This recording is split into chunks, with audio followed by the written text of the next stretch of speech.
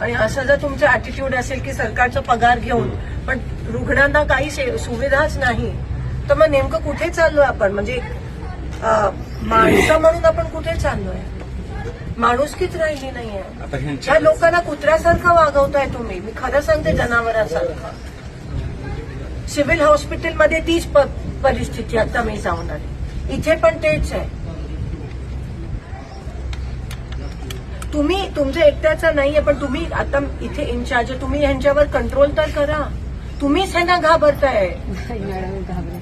आता 2च दिवस मॅडम. मग अजून तुम्ही 2 कॉन्ट्रॅक्ट बेसिसवर नेमले, ते अजून आले नाही आहेत. कोण आहेत ती मुलं? त्यांची नाव पण नाही आहेत. अरे मग कोणी नेमलं हे?